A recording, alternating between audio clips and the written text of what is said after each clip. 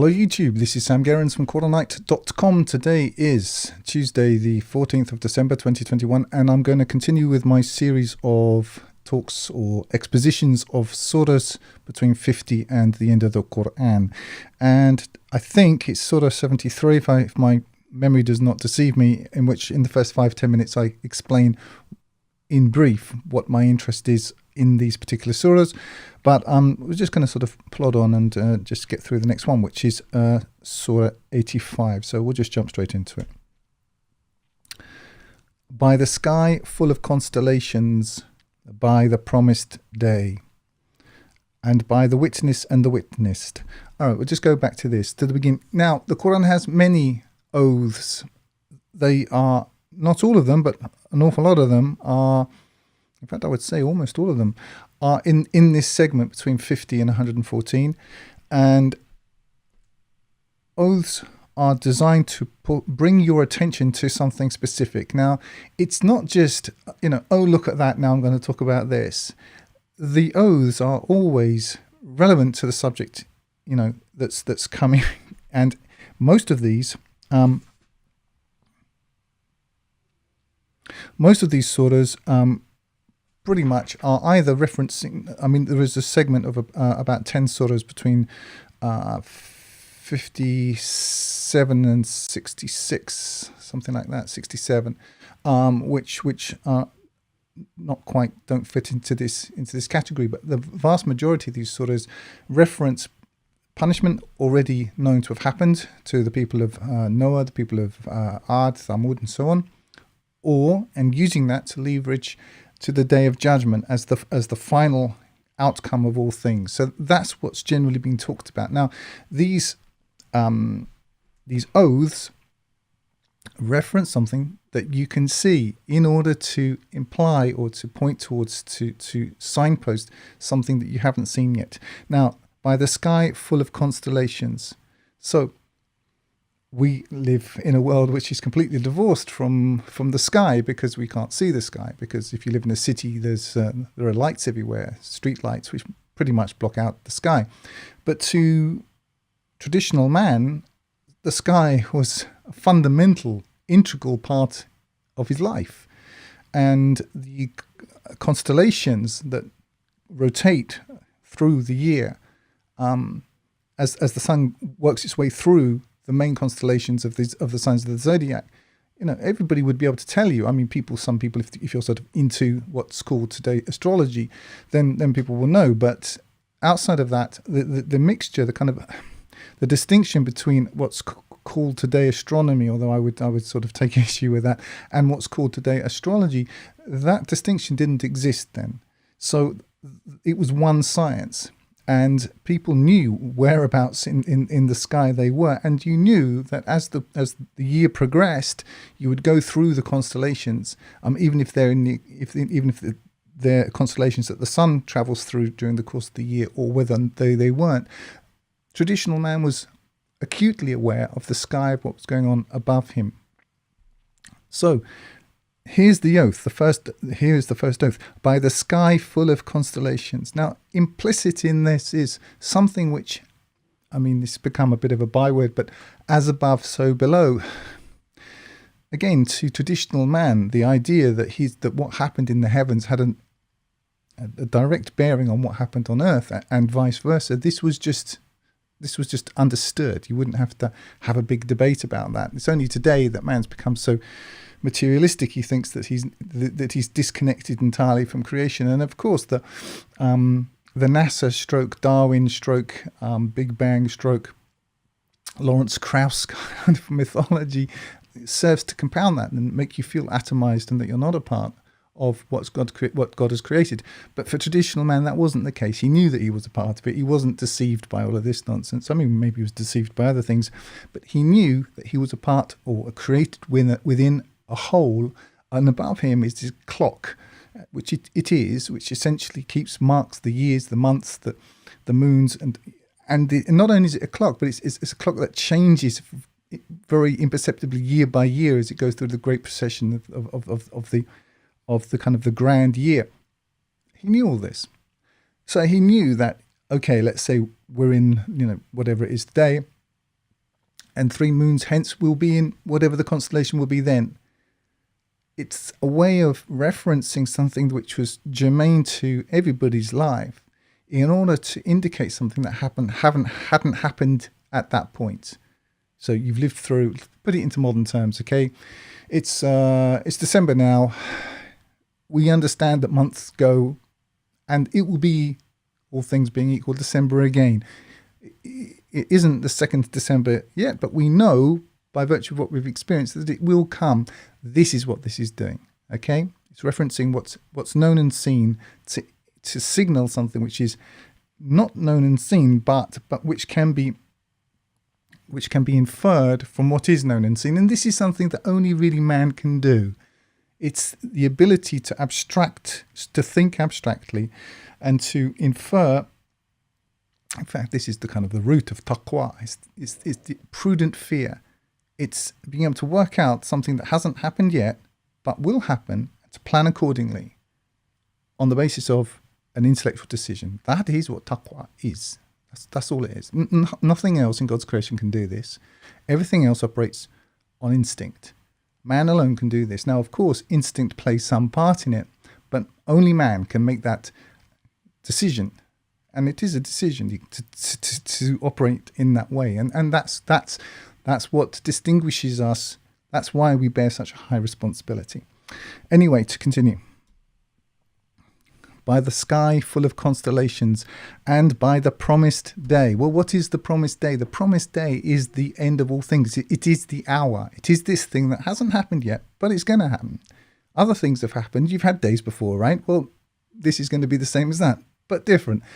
That's what these oaths are for. They're to call to your attention, not just look at this big thing and now look at this. It's this big thing which you know about, which you've experienced, relates to this other big thing that you haven't experienced yet, but is definitely coming. And by the witness and the witnessed. Well, I mean, that can be understood in many different ways. We do know that human beings, we have a writer on the right hand and on the left that writes down everything that we say. We know that the angels witness. We know that God is witness to all things. And we witness each other. So on the day of judgment, the witnesses will be called. To continue, damned be the companions of the trench, of the fuel-filled fire, when they sit over it, and are of what they do with the believers witnesses. Now, obviously, this is relating back to witness again, witness of evil deeds. Now, the traditionalists will have a story, a set of stories, or some conflicting stories, or some stories that is agreed upon, and various people have said this is a true story. Who knows? We don't know, relating to this particular aspect of the Quran. But what is true is that if you hold to God alone and you stick by it, you're going to have problems with the world, as we shall see. We'll continue. And they resent them only that they believe in God, the exalted in might, the praiseworthy, to whom belongs the dominion of the heavens and the earth, and God is witness over all things. So there you are. Now, it's very difficult for people to kind of shake off the shackles of their of religious nomenclature. Excuse me.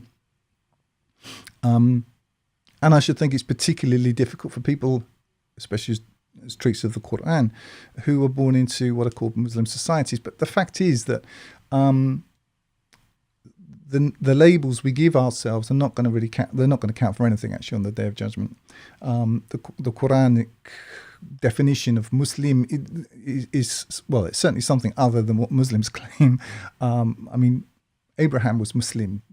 Did he say the Shahada? No, he didn't. So I mean, clearly it's something different. What we find today is that, and this is writ to large and more graphically as we're working our way through the New World Order agenda, is that really there are two kind of religions. There is the materialistic religion, which breaks down everything into matter and is essentially a pantheistic religion of stuff. I don't just mean owning stuff, but that stuff is the cause rather than the effect. And then there is another religion, which is that God is the creator of all things. Now, here it says, and they resent them only that they believe in God, the exalted in might, the praiseworthy. What we've had over the last, 100 years, starting about 1917, we had the communists over there and the capitalists over here, and there was this sort of kind of false dichotomy between the two. But actually, they're both the same. They're both essentially and fundamentally materialistic religions. They're just sort of, it's just sort of like Sunnis and Shias. They just don't agree on some of the finer details, but they're agreed on the basics. And now those things have been merged together, as was planned, I think, before that even happened. And now they've done that work, and they created new enemies, sort of the terrorists and all that. Although the terrorists, I have to say, they're very quiet these days, aren't they? Now they've done their job, and now you're the problem, because you won't agree to submit to this. This is my point. This religion of materialism, which is what it is.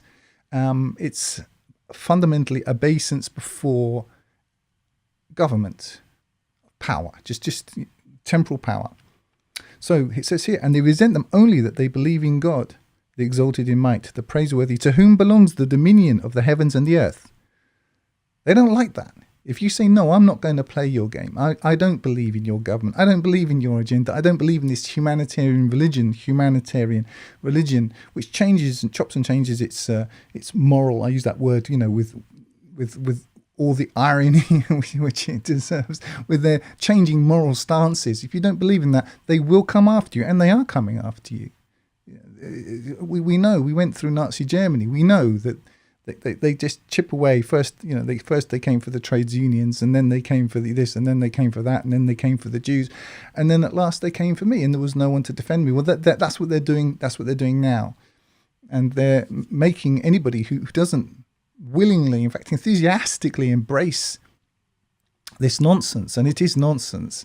You're not just exercising your individual right to choose. No, you're a problem, and they've got an answer for that.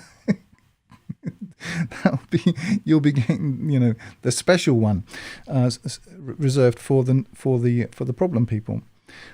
Because this system requires, if you haven't noticed, if you have been asleep completely for the last 50, 60 years, you will have missed it. But if you haven't been totally asleep, you will have noticed that it doesn't just want you to kind of put up with what it's doing. Let's just take the sodomite agenda. It wasn't, I'm old enough to remember when they brought that in really through comedies. Often they use comedy to kind of, acclimatize people to this idea. And they were presented as these, artistic, somewhat misunderstood, generally very cultured, articulate, intelligent, rapier-like wit, compassionate people through comedies. And in my lifetime, it's gone from that. And people go, oh, well, it's, wouldn't want him in the club, old boy, but, okay, And now we've gone to, they're literally singing songs about they're coming for your children. Okay, that's 50 years. Boom, there you are. That's how quickly people work through, kind of marched through these agenda items. So it's not just that they're not just like you just have to put up with it. No, you have to celebrate. You have to applaud what they're doing, this agenda. And this is fundamentally a socialistic, and I use the word socialist not in the kind of, I don't mean sort of, Tory socialist kind of false dichotomy. It is socialism in the sense that it's fundamentally materialistic. And the other thing that socialism has as part of its materialism is it has to assume that anything that goes wrong is the fault of, not your fault, not that you did something wrong. There's no personal responsibility involved in this. Oh, no. It's that the system failed to provide you with enough stuff, because in its ideology, it's all about nurture. If you put anybody into this environment, they'll come out this, because there's your soul has got no input into this. The communists did exactly the same thing. Lenin, one of the first things they did was, the communist ideology was that it was all about nurture, nothing to do with nature whatsoever, is they put some total pleb in as the head of the economy, the Minister of Finance. He just wrecked it. Well, I mean, it was pretty wrecked anyway, but he completely destroyed the economy because actually you do need to know something. It does matter who does stuff. There are actual, abilities and skills and, personal responsibilities. Anyway, all that to say is that this way of seeing the world is fundamentally materialistic. And it doesn't matter where you live, whether you're living in so-called, communist China, or the so-called, they used to call it the Free West. I don't think anybody calls it that anymore. Or the formerly delusionally Free West. It's all materialistic. It doesn't matter. It's sheer Sunni, this kind of false dichotomy. Anyway, going back to my point is that it says here, and they resent them only that they believe in God. Now, believe in God, not just like blah, blah, blah, I have a badge, sort of, I'm a Sunni, I'm a Shia, I'm a Christian. No, when you say no and you won't go down, you're not down for this, what they want you to do on the basis of the fact that you respect God more than you respect them, you'll find out how tolerant they are. Just as we found out how tolerant the Sodomites are, just as we're finding out how tolerant all these other so-called oppressed groups are, because they're being financed to eat away, to chew away at the tree so that it falls down. That's what they're doing. This is a war strategy we're living through. But fundamentally, it's materialistic. So what I'm trying to say, I know a lot of people who watch this channel come from, what I would call sort of brand Islam backgrounds. You will have been told a story about verses 4 through 7. What I'm trying to say is that maybe that's true. Who knows? But what is definitely true is that this materialistic religion, if you refuse to go along with it, it will come after you. As we're seeing now, if I said these sorts of things 4 or 5 years ago, Sam Gerrans, he's all right, but he's a bit of a wide-eyed conspiracy theorist. Now I think, I expect, like a lot of people who awake to all this stuff a long time ago, you'll have found that none of your families came and said, oh, yes, by the way, I'm really sorry that I've been calling your names for the last 30 years. You were right. No, that forget about that. That's never going to happen. Something I discovered about sheep, you may not know this, but sheep, they continue to graze as they're dying. Actually lying on the ground, still trying to graze. You can't overcome $1 trillion worth of indoctrination. I wouldn't even try. Anyway, to continue. Those who subject... let's go back a bit to verse 9. To whom belongs the dominion of the heavens and the earth, and God is witness over all things. So remember, by the witness and the witnessed, God is witness over all things.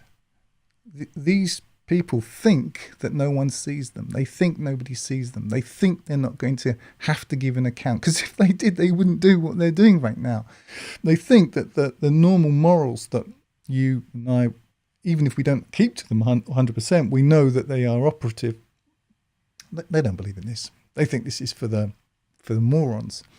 They think that they've transcended all of that and that they don't have to give an account, that they're part of the great work which they receive from their fathers, going to pass down to their sons, and it's all about how to fleece you lot. You see, you and me, we are we're the herd, and that's how they make their money. That's how they sort of fortify their fortresses and all the rest of it.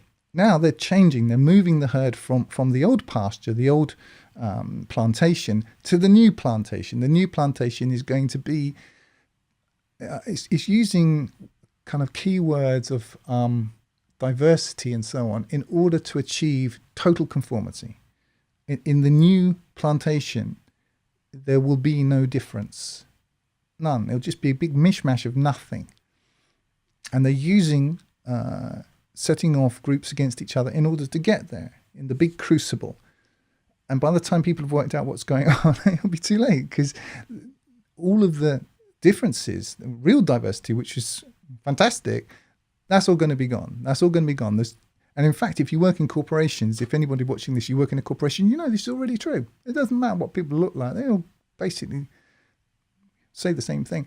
If you haven't seen it, so I was jumping around a little bit here, but Microsoft, our good friends Microsoft, just how insane it is. I haven't worked in the corporate world for, I can't remember, about 10 or 12 years now. But I used to, and through gritted teeth. But how it's gone now. Microsoft, look it up. It looks like a joke. It looks like it's like a trolling thing, but it's not. It's real. Microsoft have got I think it's a training video or it's some sort of thing, training video, where they have to introduce themselves. And of course, if you work for a corporation, you have to be enthusiastic. It's always, you have to, they don't just want your slavery. They want your faith. These poor saps. There's a man and a woman, and they introduce themselves and they say, "Hello, my name is whatever it is, Anthony, and I identify as a white male, and my preferred pronouns are he and his and him." And then the woman introduces herself, and she's half German, half Polynesian, and her preferred pronouns are. And you watch, you think this is a joke, right? In a minute, Mark Dice is going to come out of top left with a microphone. No, this is real. This is the nonsense they have these people doing. So what I'm trying to say is the system. You remember we're talking about sodomites. They don't want you just to put out with it. They want you to celebrate it. That's how the corporate world works as well. This is how capitalism as a materialistic religion works. It's just exactly like communism. Interesting point, slightly off topic, but I'm going to say this anyway. I live in Russia. I happen to have a degree in Russian and I speak Russian. So I spent a lot of time here. It's just somewhere I know about. And the fact is that when the corporations, I was here in the early 90s. I mean, I haven't lived through all that time, but I happened to be here. So 1991, 1992. When these big corporations, the communism had sort of collapsed and they were building so-called capitalism. And I just happened to know a lot of young, very bright Russians who were working in Coca-Cola and all of these companies that just came to Russia, okay? And I remember a girl, she was very bright, working for one of these big name, brand name corporations. And she said to me, it was very interesting, she said, the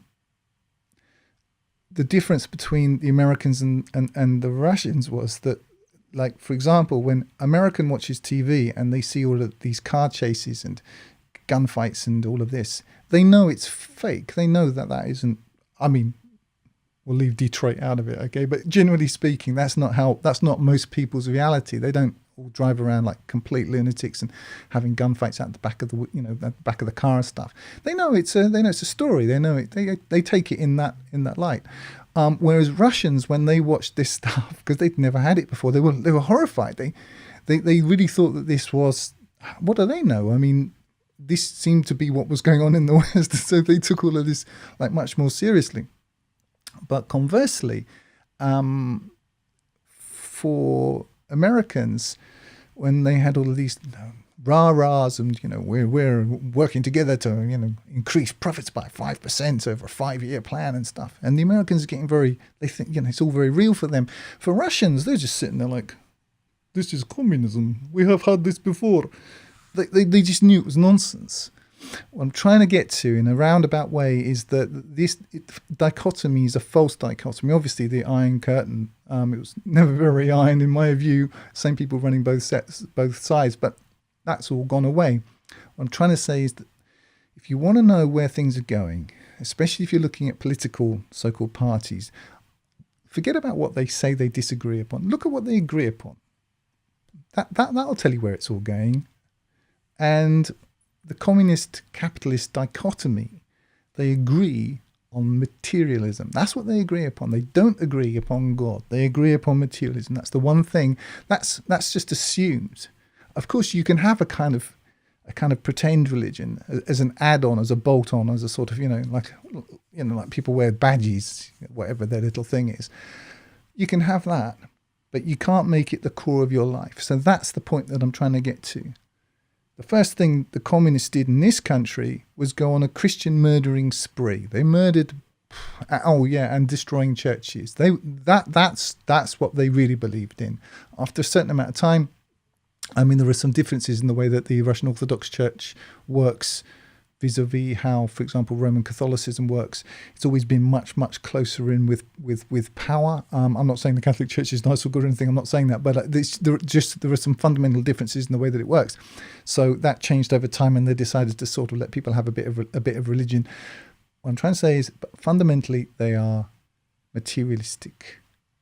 By materialistic, essentially means is that material created everything. That's what it really fundamentally gets down to. In the beginning, there was nothing. Nothing created something, and something created everything. That's what it comes right down to when it comes right down to it. And that, that in a sort of, if you're going to reduce it to its essence, and either you believe that, if you do, then you're a materialist. If you don't believe it, then you're not. And I'm trying to say that this is the fundamental division, the Furqan, and it's going to become much more important as time goes on, because what they're doing right now is they are insisting upon submission to a system, a materialistic system that is going to be not only in your information, but in your genetics and those of your children forever. It wants your total submission. But submission is for God alone. And this difference is what we're going through right now. So if I'm belaboring the point, I apologize, but I just wanted to kind of really hit this, because this isn't about, I identify as this. It's the socialists who identify as stuff. They always identify as with the new socialism. I identify as as a cross-dressing hamster or something, and it's all about their identity, not about what they actually do, not about their actual works, not about what they do in the world. No, it's just about some delusion that they've got that they want you, in fact, insist that you acquiesce with and sort of go along with. Preferred pronouns. That's where you get to with that craziness. So that's one stream. And the other stream of people saying, no, there is a thing called reality. Nothing did not create everything. And, I know I'm going to have to give an account. And this is the fundamental difference. It's not down to what you call yourself. Who cares what you call yourself? Okay, to continue. Those who subject the believing men and the believing women to means of denial, then repent not.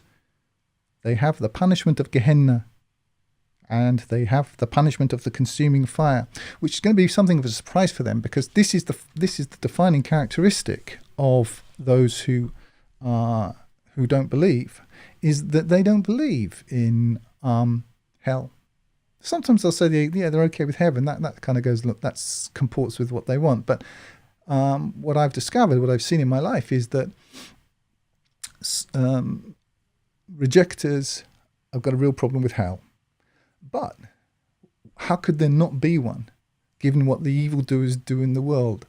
Old man Rockefeller, David Rockefeller, died a few years back, had 6 heart transplants. Didn't save him though, did it? Now, if he's just got off scot-free, if he's just sort of wafted over into the VIP lounge of post-life experience, and he's just, gliding across the plush carpets of his 6-star, residence, I'm going to have questions. But we know that's not true. We know that isn't true. And we know it because in nature we know that every action has an equal and opposite reaction. So unless God forgives you, and actually to be forgiven you have to ask for forgiveness, he has his sins on his account. So this story isn't over, but that's why they're making you so afraid now. A new variant has come out. I knew this has happened. The worst thing that can happen to you possibly is that you're going to die. No, it's not. There are lots of worse things that can happen to you than dying, like going to hell forever. Like this, they have the punishment of the consuming fire. I don't care what variant you come up with. It's going to be a walk in the park compared to the punishment of the consuming fire, which doesn't ever end. So again, you have to choose. Which is it? I want my shopping mall back. I want this back. I want that back. Quick side note, and I wrote about this when I used to write for. I had a moped in a paper for a while, as a sort of side gig. Airports were training for this, and I knew it at the time. I watched this at the time because I used to have to travel as part of my main job an awful lot. And when I went through airports, I mean, the guys at airports look at my passport and they just stop and just see other countries. They say, when you're ever at home? I said, not much. Just full of stamps. I used to get through passports quite quickly. Anyway, all that to say is after 9/11, after the big terrible thing, obviously airports changed, and they really put you through this. And it was a humiliation ritual. It was a ritual of humiliation, of taking your belt off and then doing this and this, and then they're X-raying you and blah blah blah. But the whole thing was that you knew that after this ritual humiliation, there would be duty free, and you kind of come out the other side into this. After you've been through this made up ritual, you come out into this kind of pseudo heaven where things all look great, nice and slightly cheaper, but not much. But you have this kind of going through a compression chamber and coming out the other side, popping out the other side into somewhere wonderful. This was a training program to get you used to a kind of, I suppose it's a combination of Stockholm syndrome and, that thing where people want to please, I suppose, Stockholm syndrome, where people want to please their abusers. It's that, but now we've got this in everything. I don't know if it's like where it's like where you live, where I live. I can't go to any kind of larger shop. Can't go on public transport. I can still go to the gym, which I've just come back from, only because they don't really care there. But everywhere else you have to, unless you've bought a QR code, which a lot of people here have, you can't go anywhere. I haven't bought one. It's not that I wouldn't buy one, but I'm not going to. I'm certainly going to hold back on it. And I'll tell you why, because I think that they know who's bought them, and I think they're going to use that as leverage. I can see the way it's going here. What they'll say is, we know you bought it, unless you accept, this thing, you're going to prison. So I think I can see why people do it, but I'm certainly going to hold back. I think it's a bit of a trap, that one. Anyway, all that to say is that hell is real, and they want you to forget about that. They want you to be really terrified about the things that they say you should be terrified of. But what about the things that God says you should be terrified of? Oh, they're not terrified of those things at all. How interesting. Anyway, let's continue. Those who heed warning, or those who believe, depending on how you understand that. Inna alladhina amanu, those who, let's say who have believed, or those who, in the broader context, have heeded warning and therefore believe, and do righteous deeds. They have gardens beneath which rivers flow. And that is the great achievement. So that's the great achievement. Not trying to bend over sufficiently that government will give you a little, whatever, a special little chip or this, that and the other, that you have been verified. You are, I don't know, verified is the right word, but you've been approved. That's it. You can kind of sail through what all these other people are stuck in queues and being, frisked. And we're all Palestinians now. You know the whole Palestinian thing? That was psychologically not only obviously doing terrible things to the Palestinians themselves, but getting everybody kind of used to the idea there's these second-class citizens who all can be treated like rubbish, whilst other people, just because they happen to be approved, glide through, drive on different roads, don't have to go through all these checks, can carry guns, can have these rights, can do all these other things. So this two-tier system has been in your mind all of your life. It's been churned out through media and so on. The idea being that if you check the right boxes and conform in the right way and bend over fast enough and enthusiastically enough, you too can be approved. Anyway. But according to the Quran, that is the great achievement. Let's find out what the great achievement is. Let's see if it's having the right QR code or if it's something else. Those who heed warning and do righteous deeds, those two things, they have gardens beneath which rivers flow. That is the great achievement. I see all my life people telling me what you should work for. I don't know about you, but when I got to like 13, after having had 8 years or whatever it was of schooling and, a liberal upbringing, I grew up around libtards, I was depressed. Who wouldn't be?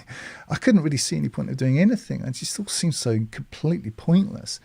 And again, this was, I think fundamentally I couldn't agree with their whole materialistic religion. I don't know, I could have expressed it in those terms at that time, but it just seemed they hadn't thought it through. We were all supposed to be enthusiastic about getting stuff, and I was thinking, well, okay, stuff is okay, yeah, it's better to have some stuff than no stuff. I can certainly see that, but I just fundamentally I think life, in fact, even what I would say caste system, and I think there is a natural caste system, breaks down into different categories. Categories of people who ask how much. These would be like the merchant class, and you need those people. If you don't have it, society collapses. But then you've got people like me, and the question I want to answer is why. I don't mind stuff, and I don't mind all these other things, but why? Why? What's the point of it? And this wasn't like a rhetorical question to bathe myself in more melancholy. I actually wanted to know why. And so, and if you look at the materialistic religions of capitalism, communism, scientism, all these other stuff, they never answer that. In fact, they almost pride themselves in not deigning to look at that. But that has got to be, without that, all the rest of it's just nonsense. And if you look at a bit of history, and you will have to buy books now that have not been printed in the last 40, 50 years, because pretty much most of that is just pants. But if you can get hold of actual history books before they were completely sanitized, you'll find out that there was this time called the Middle Ages.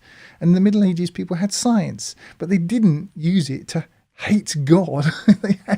They had a completely different way of seeing the world. Now, I'm not saying we all have to go back to the Middle Ages, but if you talk to people about the Middle Ages now, they seem to think that they were living under a rock somewhere. These were really brilliant. Some of them were very brilliant men. I mean, for example, I discovered the astrolabe recently. If you don't know what an astrolabe is, astrolabe, L-A-B-E at the end. Look up astrolabes. This was basically the smartphone of the Middle Ages. Thomas Aquinas. I mean, there was fantastically intelligent men and women living at that time. It wasn't this benighted, terrible time of nothing happening ever. And quite frankly, since then, all we've done is eradicate the notion of God from our national and cultural and social discourse. Considering ourselves wise, we've become fools. And what's happening now is that's being formalized. They don't just want your say-so. They want this in blood now. That's what they're coming after. And what I'm trying to get to in this is that there are two basic religions, and what's it called? Berdyaev had a book, the kingdom of the soul and the kingdom of the Caesar.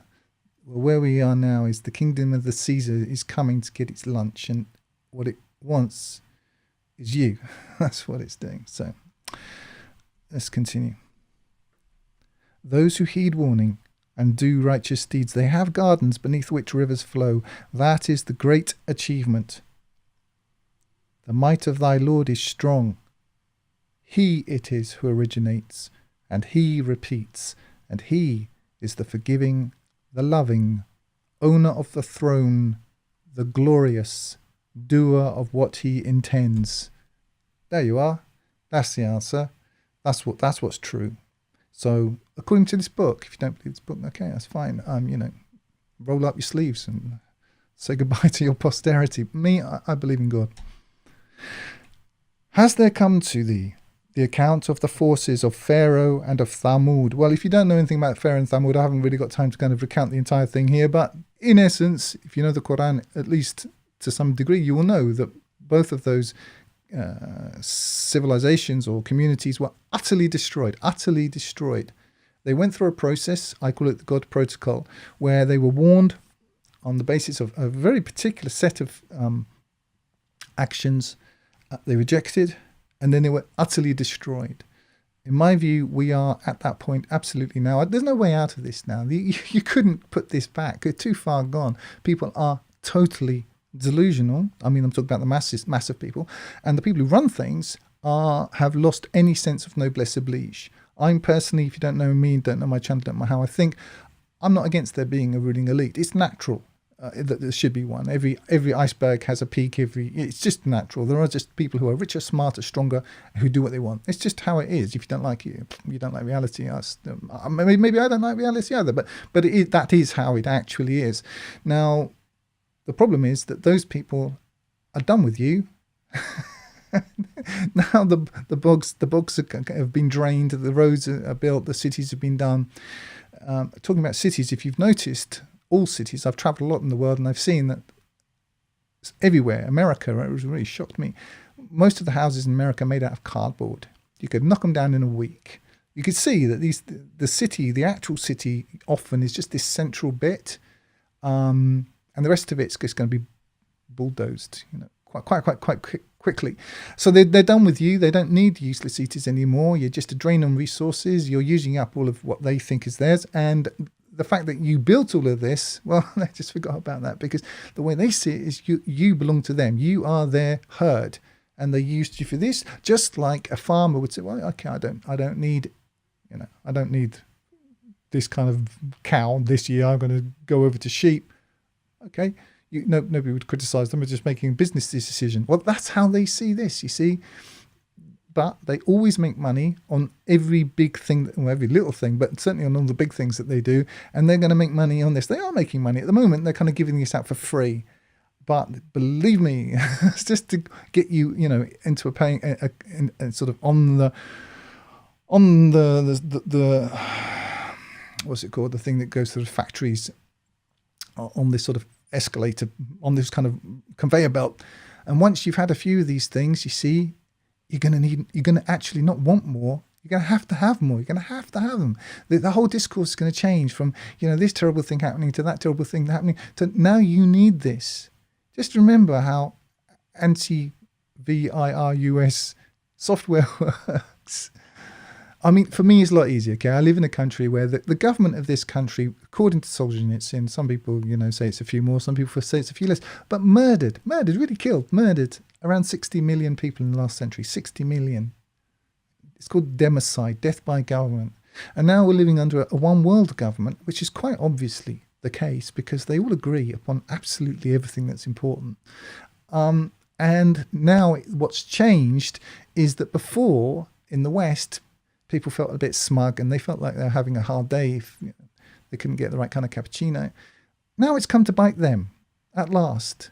At last, they've been kept from it all before. In the third world, we've always known about these sorts of things. One thing in Russia you never ever get is any kind of friction when you say to people that you don't trust the government. Oh, who trusts the government? Of course you don't trust the government. I mean, that was just what kind of idiot trusts the government? That's most people in this country. There's always been most people in this country. In the West, it was a bit different, But it's changing a bit, but it's too late. It won't matter. You couldn't put this back now. It's too late. There's no way out of this. Get used to it. They're never going to stop. It doesn't matter how many people wake up. They've planned it all. They know exactly what they're doing. They never start anything and they usually create their own enemies. Just think about it, right? We were supposed to be terrified about, I'll call them tourists, about tourists. Tourism was this thing we had to watch out for because all of these tourist organizations across the world doing all these evil things, where are they all gone?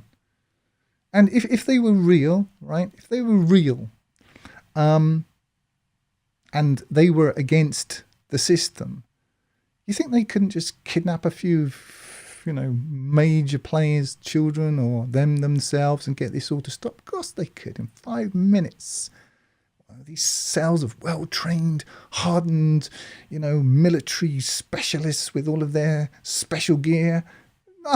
Nothing. Crickets. It's all one. They're all on the same side. They always were. And the only real enemy throughout all of this is you. You see, it's how it always works. Anyway, I don't even, it's always been that way. In a way, I kind of accept that. My problem with the ruling elite is that they are totally miscreant. And what they've done is that there used to be, I will get back to this in a minute, but there used to be a social contract, which is basically, we will oppress you and fleece you, but kind of protect you from something. And you give us most of everything you've got. It used to be called serfdom, and then they changed it and called it democracy. That's the deal. But they've gone off the reservation of that. They think we don't even need to keep this deal up anymore because they don't like that deal. They want a new deal. And the new deal is going to be you begging for the new thingy in the arm so that you can stay alive in another few months in order to serve them. That's really where they're going, okay? Not mentioning the fact that you won't be able to reproduce, or your children are going to look like frogs, or whatever it is. That's what they're doing. That's literally what they're doing to you. And people are still worried about what's on TV. So what I'm trying to say is there's no way out of this. You can't go back. It's finished. The only way, in my view, is to execute on what I call the God Protocol, which I've done. And if you want to know about that work, you can download it for free. It's called the God Protocol, and you can get it from Quranite.com. You can find it in PDF, read the thing, and you'll see what that protocol is, why it fits together, why it's correct, and what I've done to execute on that. Because I don't see any way out of this now except complete destruction. I mean, that might sound like a bit of a downer, and I have to agree. There is, it's come to something when the end of the world is a win. But we are where we are. If you look around you, who here is going to sort this out? Just look around you. People are gone, and it is, sure, a few people get what's going on. How much power have they got? It's over. It's done. It's finished. It's obvious. So what I would argue is get right with God, really, fast and pray, repent, because there is no other way out of this, honestly. They're going to continue. They're never going to stop, and they're going to take away everything that you think you had, and you'll discover that you never had anything. So what do you want to be? Do you want to be the sheep, still grazing, lying there dying, trying to get a few more blades of grass into its mouth? Or do you want to stand up and be a believer in God and accept that what comes with that? And there will be things that come with it. But what they've got, they can't keep. And what you've got, you can't lose. Seems like a pretty clear deal to me. Anyway, let's wrap up. Has there come to thee the account of the forces of Pharaoh and of Thamud? The truth is, those who ignore warning are in denial, but God is behind them, encompassing. The truth is, it is a glorious recitation in a protected tablet. And a glorious recitation here is Quranul Majid, which obviously references Surah 50.